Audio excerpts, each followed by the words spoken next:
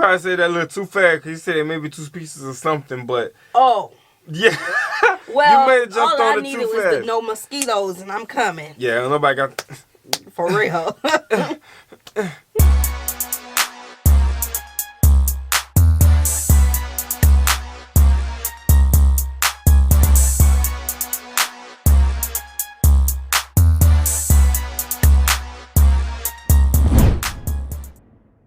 What's good, y'all? It's the Demouchets React, and we're back with another video. Who we got today, C? Today we are back with another American reaction. Super excited about this video, guys. If you're new to us and we're new to you, make sure you scroll down, hit that subscribe button, and turn on the post notification bell because we're on the road to 100K. And we cannot get there without you guys, all right? Join the family. Without further ado, let's get into the video. Guys, as you know, I went to Iceland earlier this year, and in all honesty, if you just want to get a real taste of Iceland better than I could ever provide, check out my friend, this guy, Ásgeir. Subscribe to his channel. He helped me out when I was there, and he knows Iceland. Ásgeir, check out They out in the water in Iceland. Yeah, keep that one, bro. All for you. Look like a jacuzzi. It's time to learn geography Now! Hey everyone, I'm your host Barbie. So, full disclosure before we start, my pronunciation for Icelandic words is gonna suck so bad in this episode. I do not advise you to play a drinking game for every time I mispronounce something. You will get alcohol poisoning and you might die. I repeat, you could die watching this. Okay.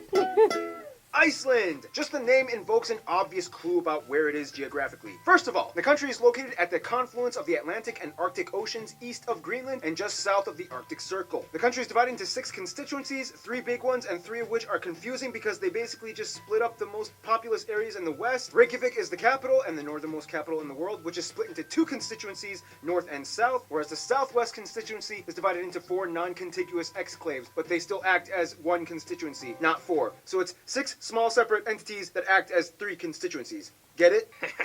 No. Great! This was done to help with the imbalance of the sparsely populated outer regions with voting, since about a third of the entire country is located in the Reykjavik metropolitan area. Nonetheless, most of the country still refers to areas being located in the traditional 8 region zones, which are divided like this. The country has many domestic airports, but the one large-scale international airport is Keflavik International, and the next 2 busiest ones are Reykjavik and Akureyri. Reykjavik and Akureyri are domestic airports except for seasonal service to Greenland internationally. Iceland's domain is mostly encompassed around the main island, however they do own some smaller islands and archipelagos off their coasts, the most populated ones being Heimaey, Hrísey, and Grímsey, and some in the south, like the newest island that just popped up in the 60s, Surtsey, which is off limits to anyone except permitted scientists who study it. Otherwise, Iceland may be rugged, but the islanders sure have paved a way for you to see it all. The Ring Road. This guide takes you all around the entire country, and depending on how much time you want to stop and see the sights, it could take you anywhere between 4-ish to 7 days to complete. Hey Brandon, you went on the Ring Road, right? Yeah. How long did it take you?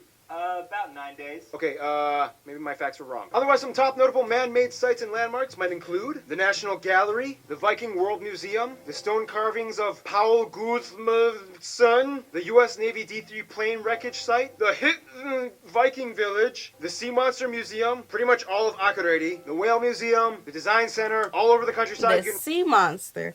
I wonder if this is where, oh wait, it is. What?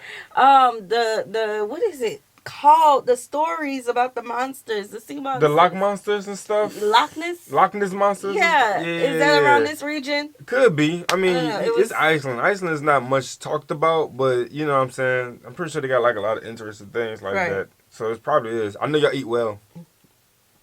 Yeah, they do up there, huh? Yeah, they sure do eat well. Yeah, yeah. This is also where they have the black sands, huh? Mm-hmm. Yeah. Yeah. And I wonder if he's going to mention that. Yeah, and I wonder why the sand is black. Different. Could be something going on out there. Find turf houses with grass on their roofs, the country's iconic landmark and beautifully constructed icicle-shaped church, Now, as interesting as those man-made sites and landmarks may be, they pale in comparison to what the actual land has to offer. Let's jump into the fire and ice. Alright, let me just put it this way. Iceland doesn't need an amusement park or roller coasters because the entire island is just like a wonderland in itself. First of all, Iceland is the 18th largest island in the world and the 2nd largest in all of Europe. The entire country lies transected on the mid-Atlantic range, which divides the North American tectonic plate with the Eurasian plate, splitting open about 2 centimeters every year. You can even see the divide for yourself with your own eyes. Nearby Reykjavik at Splitting open, so are they dealing with earthquakes without the actual quake. Or maybe it's just the plates moving and Right. not the earthquakes. Right. So eventually, it's just gonna be it's gonna spread. 2 islands, huh? Huh. Mm. With the largest natural lake thing, the Bro, land splits what? open, and you can literally walk from Eurasia to North America. Underneath the waters, you Really? can get even closer to the divide at the Silfra, that was easy, known as the clearest water diving spot in the world, where visibility can go up to 100 meters. Over 80% of the Wow. country is mountainous, with the tallest point, Kvandalshnukkur. 11% of the country is covered with 6 main glaciers, the largest one in the southeast, Vatnajökull, and the smallest one, which just erupted in 2010, Eyjafjallajökull. Bro, who woke up this morning and said we're gonna name these? Of them are consistently Oh my active as God. the longest The river, Vikings. the Fjorsá, meanders through the deep central Hofskulur This Glacier. video is hard. So basically, the entire island is geothermal. Everywhere Oh, you go, hot chances are you can springs. probably find a natural hot spring hidden somewhere in the remote Oh, wilderness. I would Not only love that, it. but Iceland also harbors and capitalizes off of this unique, valuable resource as much as possible. When the first Vikings came in, they were like, Wow, it is cold in here. I mean, I knew Norway was chilly, but dang! is there anything here we can use to not, freeze to death? Yeah, they killed a lot of sheep and made more wool clothing, but then eventually they found out how to generate power with the hot springs. Geothermal energy provides about a quarter of the country's power alone, and the rest is mostly hydroelectric from dams and renewable sources. Nonetheless, only about 1% of their land is arable, mostly confined to the south peripheral lowlands where root vegetables and kale and cabbage and cauliflower are grown, alongside numerous geothermal heated greenhouses that harvest warm climate produce like tomatoes, cucumbers, and yes, even bananas, making Iceland the northernmost banana producing country in the world. Of course, the country also hosts a unique variety of Arctic wildlife like puffins, foxes, seals, narwhals, and the national animals, the griff falcon, and the famous highly accredited Icelandic horses. By the way, yes, it's that's true, so Iceland beautiful. is the only country with no mosquitoes. However, they do have Yeah. 2 species of We coming to Iceland. Wait, you probably said that a little too fast because you said maybe 2 species or something, but Oh, yeah. well, You may have jumped all I on it needed too was fast. to no mosquitoes, and I'm coming. Yeah, nobody got time for that. midges. He said midget. Midges, which are similar to mosquitoes. And actually, one of the species does actually bite, so it's kind of like having mosquitoes anyway. Oh, See, no, we scratch good. that. Keith, just... I'll just Scratch deal with that. the regular Traditional mosquitoes. Icelandic food is, let's just say, even my Icelandic friend said this. This is so disgusting. Why would anyone eat this? Yeah, let's just say the Vikings had some very unorthodox tactics when it came to food preservation. Dishes like sheep's head, stockfish jerky, head cheese, sheep testicles, and the famous haukar. What is it exactly? Well, let's just say... Hey, so I got the shark, but it's poisonous. How do I eat it? Nah, bro, so y'all food didn't evolve. We're gonna sit here and just continue to eat what they were eating in the 1600s and stuff like that. Nobody know how to cook. Nobody. Y'all need me to bring my pots and pans when I come. Bro, So if we go to Iceland, what we gonna eat? not no sheep head. Not no We just gonna intestines. eat some vegetables and fruits. Where the bananas at? Bring it here. Come on. Ain't y'all the largest? Bring them here.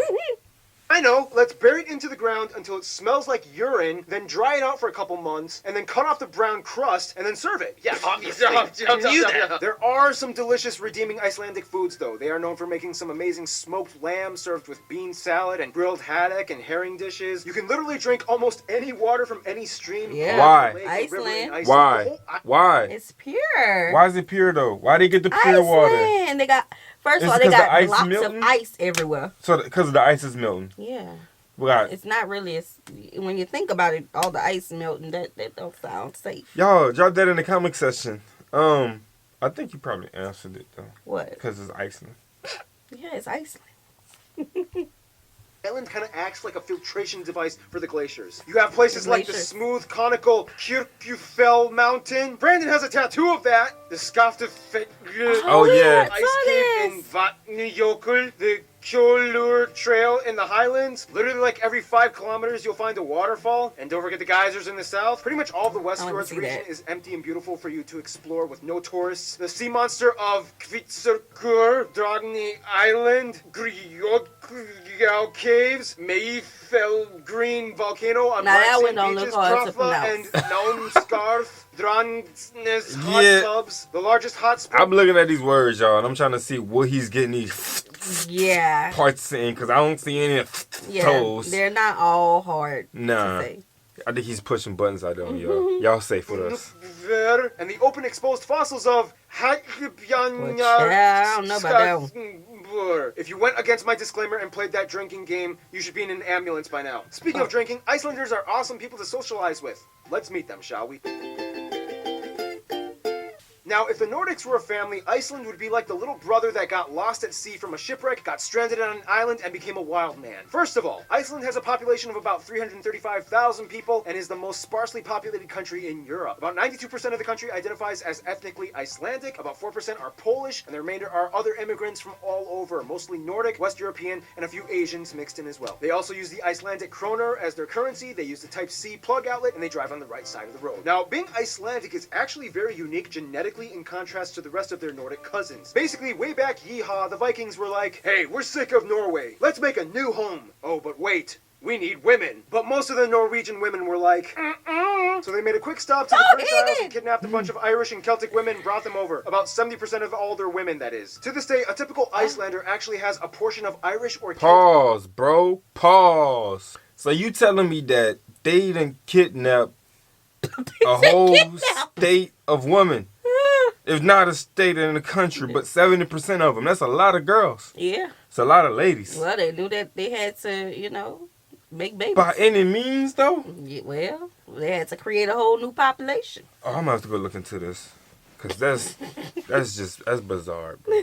Roots in their blood. Now, obviously, if you are one of the few lucky people that hasn't ended up in an ambulance yet, you'll have noticed that the Icelandic language is incredibly unique, often touted as one of the hardest languages in the world to learn. I mean, half the time the letters make no sense. F can make a V or a P sound, sometimes P and a T make a F sound, sometimes the G makes a W sound. These two letters both make a Th sound, and sometimes when there's two L's, it makes like a sound. Most Nordic peoples have a hard time cracking the Icelandic code, except for the Faroese people on the Faroe Islands. They seem to have a similar sense of pronunciation and grammar as the Icelanders. Icelandic and Faroese are the closest languages to ancient Norse out of all the Nordic languages. If you give them a script written in ancient Norse, chances are they could probably understand it. Whereas Norwegians, Swedes, and Danes are like, ha! Nope. Now, because of its small population, Icelandic culture is very communal. Chances are everybody either knows each other or they know somebody who knows another person. Therefore, an ingrained sense of trust kind of roots itself in the mindsets of most people. This is why Iceland has one of the lowest crime rates in the entire world, sometimes topping off at number 1. And also, as of 2014, they were elected the world's most peaceful country according to the Global Peace Index. And by the way, in Iceland, nobody technically has a surname. They just adopt the last name dependent on their father's first name, and they just add son or dotter after it. So, for example, a man named Alex with a father named, I don't know, Bjarki would be named Alex Bjarkison. Or if it was a woman, her last name would be Bjarki Dotter. Sorry, Wow. Bjarki, you just popped in my... That's unique.